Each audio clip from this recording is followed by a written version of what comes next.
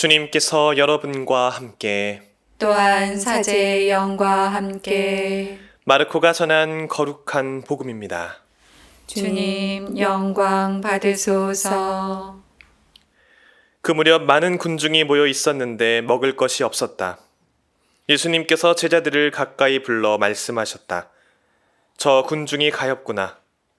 벌써 사흘 동안이나 내 곁에 머물렀는데 먹을 것이 없으니 말이다. 내가 저들을 굶겨서 집으로 돌려보내면 길에서 쓰러질 것이다. 더구나 저들 가운데에는 먼 데서 온 사람들도 있다. 그러자 제자들이 이 광야에서 누가 어디서 빵을 구해 저 사람들을 배불릴 수 있겠습니까? 하고 대답하였다.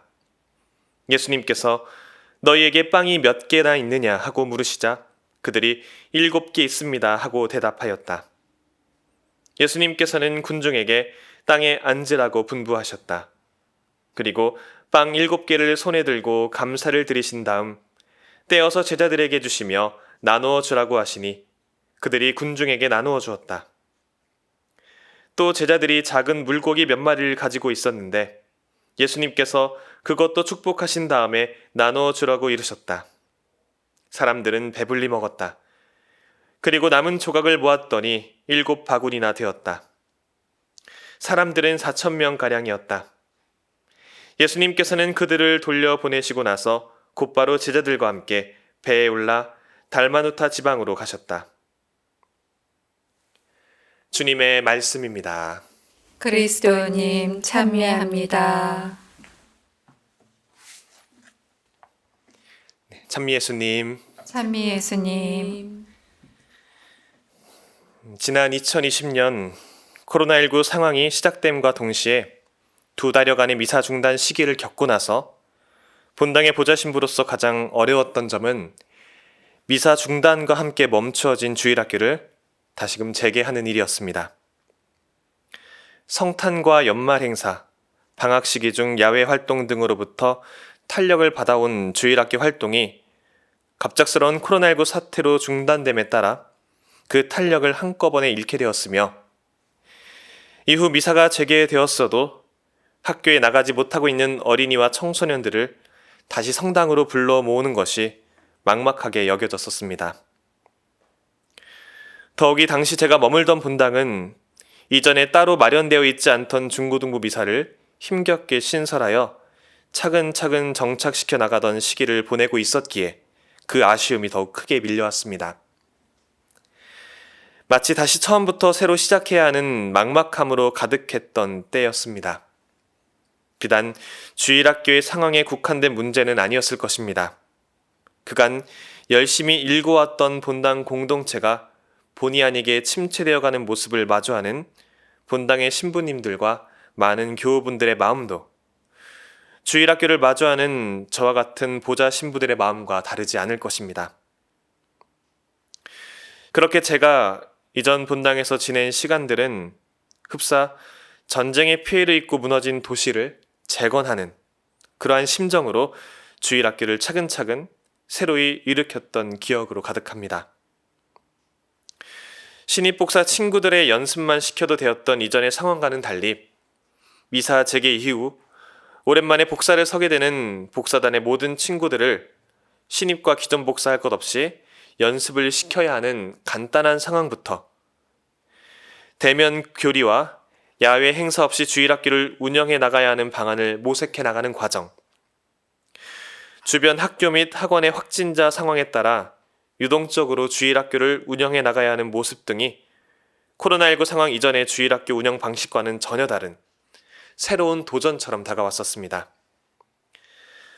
오늘 복음에서 7개의 빵으로 굶주린 4,000명의 군중들을 먹이시는 기적을 행하신 예수님의 모습으로부터 코로나19 상황을 마무리 지으며 다시금 차곡차곡 사목을 해나가시는 신부님들의 마음과 스스로의 신앙을 다잡고 계실 여러 교우분들의 마음을 헤아려 보게 됩니다.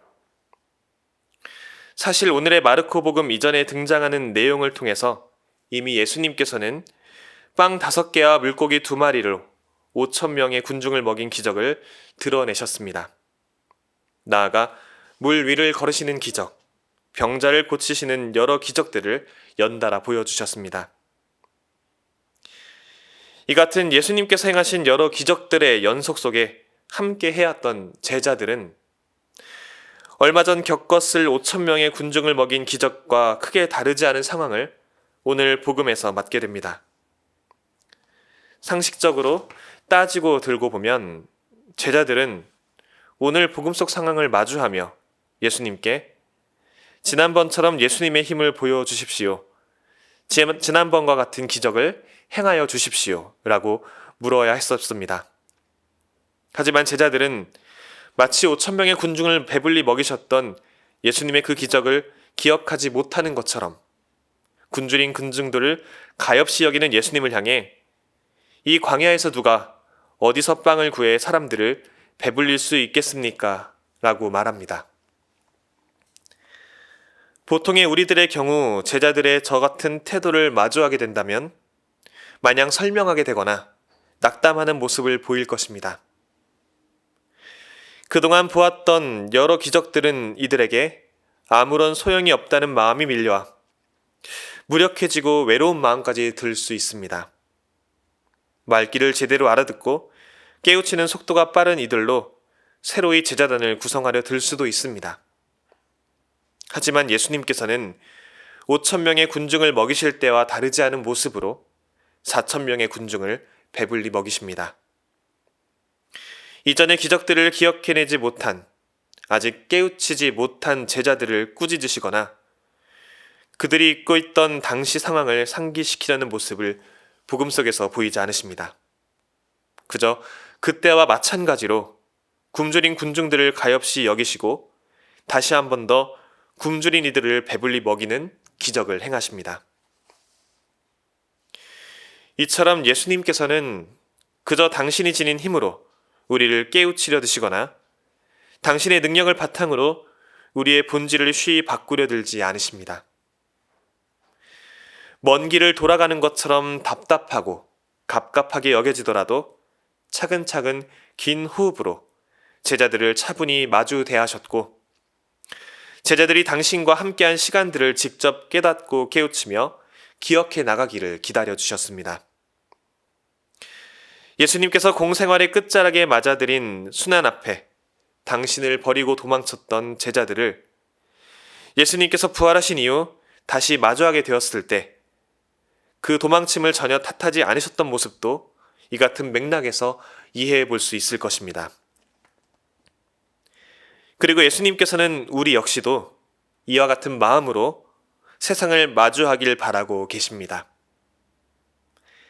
합리성과 효율성이라는 미명하에 경쟁사회 안에서 자신의 의지와 상관없이 뒤처지는 이들을 모르쇠로 일관하는 세태, 공정이라는 미명하에 모두가 평등하기 위해 각자가 약간의 불편함을 겪는 것을 마치 사치처럼 여기는, 그렇게 나 자신의 영달만을 최우선으로 삼는 사회적인 분위기. 복음을 논하면서도 이 같은 사회적 분위기에 편승하려 드는 교회 공동체의 일부 모습으로부터 우리가 자유로워질 수 있기를 주님께서는 바라고 계십니다. 나약한 우리를 한없이 지켜봐 주시고 기다려 주시며 결국엔 품어 주실 예수님의 마음을 헤아려 보며 우리도 우리와 이 지상에서 함께 살아가는 모든 이들을 그러한 예수님의 마음으로 지켜봐 주고 기다려 줄 수 있으면 좋겠습니다. 잠시 묵상하시겠습니다.